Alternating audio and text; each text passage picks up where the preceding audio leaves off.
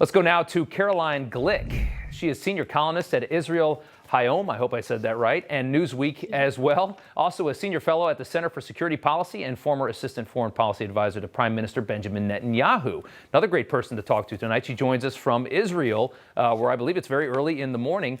Give us a sense of what's happening there, Caroline.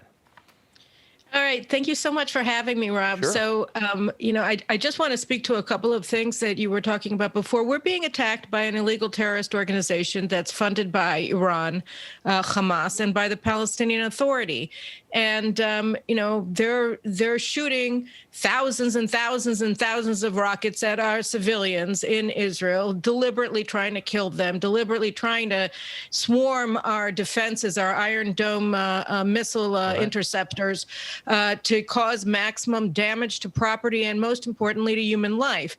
And so this whole concept that, there's something morally illegitimate about Israel trying to defend itself and trying to wipe out an illegitimate terrorist organization is anti-Semitic. It's absurd. It's bigoted. It's racist, because it's saying that the Jewish state alone in the entire world doesn't have a right to defend its own people. So I think that's one point. Another point that's really important to point out: Hamas. I mean, the Palestinians are not second-class citizens of Israel. They've been living under autonomous rule for the past 25 years, both under the Palestinian Authority and under Hamas. And the Hamas, they voted these terrorists into office. So, and the funny thing about Palestinian elections, the reason why this whole thing started is because the Palestinian Authority, which is funded by the United States now under the Biden administration, and then it in turn funds Hamas with U.S. taxpayer dollars, they decided to launch a war against Israel because they canceled the elections to the Palestinian Authority. There haven't been elections. The head of the Palestinian Authority is now in the 16th year of his 4-year term. And the reason why he won't have elections is because Hamas was going to win those elections, and then he was going to lose power. So what he did to try to, show his actual legitimacy, even though he has no democratic legitimacy, is that he started inciting violence against Israel. Because the way the Palestinian Authority for them to show how legitimate they are is by inciting for the murder and actually murdering Jewish people. So that's what this is all about. Caroline, real quick, and you sum it up really well, actually. That's a really good way to put it. What is it that these far left people in this country that are really frustrating a lot of, and to be fair, moderate Democrats think they're nuts, Republicans think they're nuts. You've got this small faction that finds Israel's behavior in this despicable. What is it that they don't understand? Because like you just said, the Palestinians elect Hamas. They elect a terror group into power.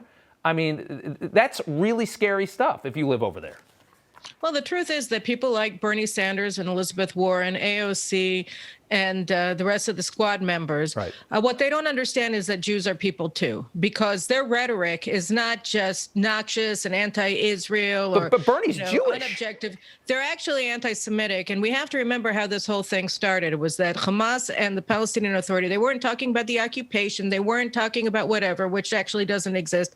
They were talking about something else. They were talking about property rights. They were talking about a property dispute in a Jerusalem neighborhood called Sheikh Jarrah, where since 1875, you have these Jews who have owned property there. So way before Israel was established in 1948, Jews bought property in this neighborhood, which is actually a Jewish neighborhood. They were ethnically cleansed. They were pushed out of Jerusalem in 1948 by Jordanian forces who conquered parts of this city in an illegal war to wipe out the Jews. And now they're saying that the Jewish landlords aren't allowed to own their property in this region, not because the Palestinians who squat there, who haven't paid rent in over 50 years. And that's what stirred everything up. But because Jews don't have property rights. And so they're saying we're an apartheid state because Israeli courts recognize the rights of Israeli property owners who happen to be Jewish.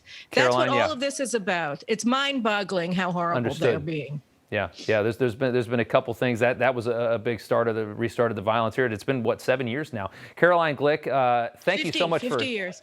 7 years since we've seen a conflict like this. It's gotten this bad. I was talking about the property dispute. Absolutely. Caroline Glick, thank you for getting up very early. I hope you stay safe there in Israel. Thanks for doing this for us, and we're going to check back in with you.